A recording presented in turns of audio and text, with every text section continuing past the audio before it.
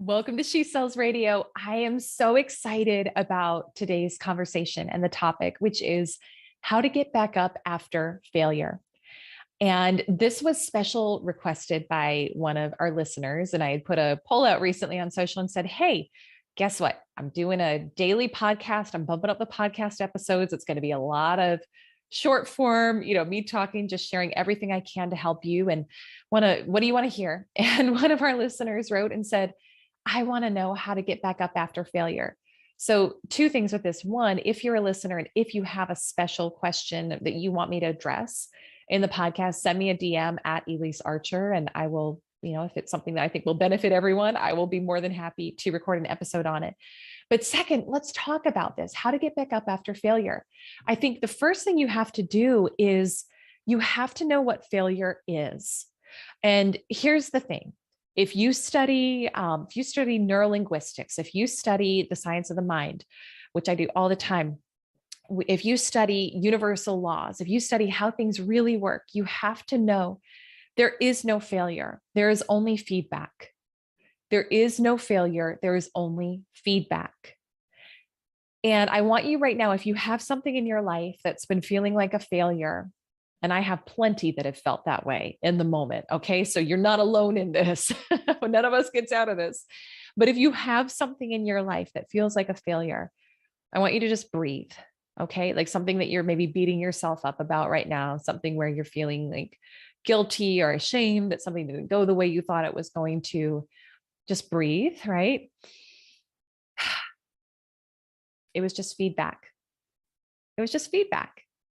Doesn't mean you drop your goal. It doesn't mean you're not going to be successful.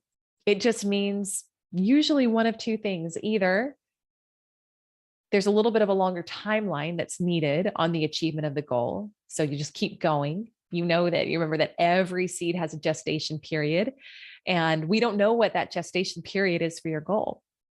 So if you've been going and doing the thing and it hasn't happened yet, or you feel like it's been a failure, but you still feel excited about the vision, right? Then it just needs a little bit more time. It just needs a little bit more time. Now, sometimes the feedback is that's not how it's going to happen, but it doesn't mean it's not going to happen that way. It doesn't mean it's not going to, excuse me, it may mean it's not going to happen that way, but it doesn't mean it's not going to happen. And so we get to remember and be excited about, there's this concept in Think and Grow Rich, which I've been diving into a lot over the past few days, which is in every failure is the seed of an equivalent advantage. So remember, in every failure is the seed of an equivalent advantage. And that is by law.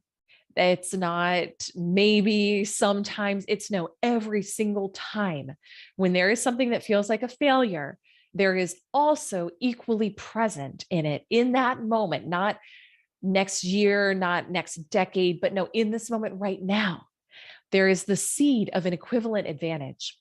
So I want you to ask yourself, what is that advantage? What does that mean for you? If there was an equivalent advantage, and listen to that word equivalent. When something feels like a little failure, there's a little advantage in it. When something feels like a colossal failure, there is a colossal advantage lying in it, the seed of that, if you will look to it. So it's your job to start shifting your focus. And instead of ruminating over what didn't go right, ask yourself a way more empowering question. What would the advantage be? And gosh, if this thing felt like it really sucked, that means there's a really big advantage for me here. And when you ask that question, sometimes it'll come right away. Sometimes it takes a little while. But usually what I've found in my own life is that you're being invited to think bigger for your life.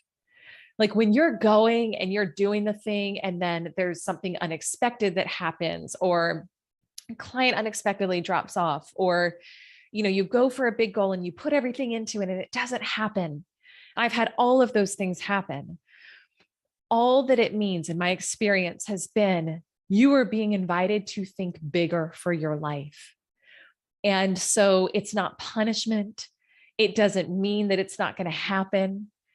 It just means, gosh, I find often when that happens in my life, it's like I had reduced the vision, or I had thought I was thinking too big. And so I started going after a smaller goal. And I'm going to do a different episode on why you should never reduce your goal, because that is deep on my heart right now as I record this. So be on the lookout for that. But to me, it's God's way of saying, think bigger, get excited about the vision again. Where did you lose faith? Where did you think this had to happen in a really logical way? And then get really, like really bought into the vision again.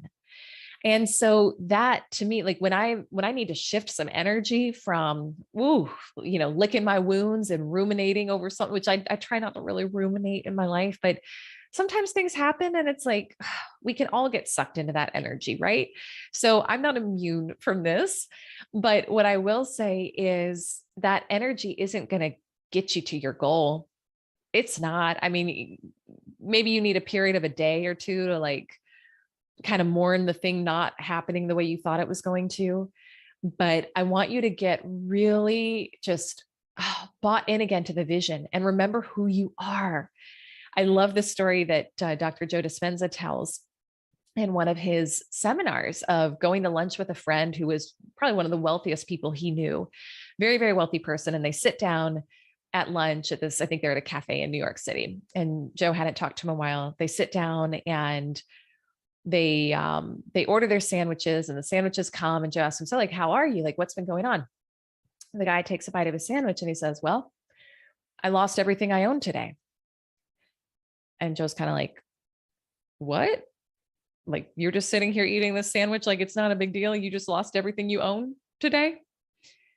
And just like, well, what happened? And there was some business dealing that went bad and the guy lost everything he owned. And Joe was like, I'm expecting you to be a little more concerned about this. Like, aren't you kind of freaking out that you just lost your money? And the guy looks at him like he's crazy. And he's like, are you kidding me? I am abundance. I'm going to have this figured out and back on track in 1 or 2 weeks max. Watch me. And I love that, like remembering that everything stems from you, remembering how powerful you are. And even if there's a curveball, even if there's something that doesn't go the way you thought, that you are the generator, you are the creator of the results that you want in your life. And I don't think we can ever go for and achieve a big goal and have the reward without having things that feel like failure along the way. It's a refining process. It's just, what are you going to do with it? Are you going to make it mean that you're not supposed to have what you want? Are you going to make it mean that you're not meant to be a success? Or are you just going to make it mean, okay, that was feedback, or I'm being invited to think bigger for my life? So with that energy, I would ask yourself this question of, what is one thing I can do today to get going again? What is one thing I can do today to get going again? Do I need to make my vision bigger? Is there an action? There's always one thing you can do at hand. Sometimes it's, I need to go into prayer and meditation about this, but I'm committed that this is happening. And if that's the next action, then that's the next action. And you do that. But take that action now. We want to get out of that disempowered victim energy. And we want to step into the energy that's the truth of who you are, which is that you're a powerful creator and you can be, do, have what you want, right? And then amazing books to read on this. I mentioned Think and Grow Rich, I think is a really powerful one, just to know that this is part of the process. The Science of Getting Rich, to me, is wonderful for mindset, especially after you kind of like gotten up and dusted yourself off and you're like, okay, I'm in it again, let's go. And then 3 Feet from Gold. Remember, there's nothing wrong when you have what feels like a failure. It's working for you. But it's your job to adjust and attune your mindset to remember that. So I hope this served you, my friend. I want to hear from you. Tag me on social, send me a message. I'm at Elise Archer. Let me know what spoke to you most from this. My team and I are here to help. If we can support, send me a message too. I'm more than happy to connect and have a call about that. And I'm always so honored too when you share these episodes with a friend and help spread the word. I really, really care about sharing everything I can from the heart to help you and to help your family and friends and your community as well. So I hope you enjoyed. I can't wait to hear your thoughts, and I will see you on our next episode of She Sells Radio. Bye for now.